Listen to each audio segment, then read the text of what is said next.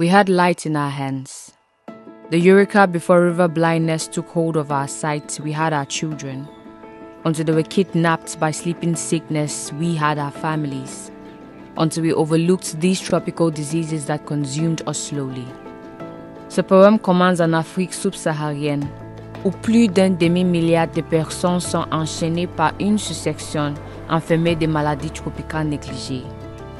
Où les rêves d'enfants répandant de l'encre sur de lignes, horizontales avec l'espoir de s'élever au-dessus de lignes, sont parachutés dans ces trains de négligence. Leurs cris sont épileptiques.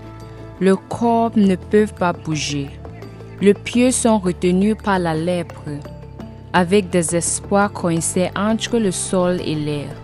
Aucune larme ne peut consoler les mères en deuil, et elles finissent par accepter par avaler leur douleur. Mais nous savons que le cycle ne se termine pas tant que nous n'agissons pas. Une mère écrit l'histoire de ses enfants même leur naissance. Car elle sait qu'en Afrique, le poids est lourd. L'Afrique est enceinte du fardeau, une demi-milliard de son peuple souffrant de maladies tropicales négligées. Son corps est une alarme hurlant au secours, appelant ses dirigeants à prendre les bonnes décisions, à éliminer les disparités, à prêter une oreille attentive ces cris d'aide, à donner à chacun une chance d'être des guerriers du changement, de progresser peu importe le genre, afin que ces rêves ne se terminent pas dans des gorges étouffées ni ne pourrissent dans le silence, afin que nous puissions briser les chaînes et exiger un monde sans le peur de l'éphantiasis ou de la rage, où les bébés ne naissent pas dans un système paralytique, où nous luttons non pas de manière isolée mais ensemble.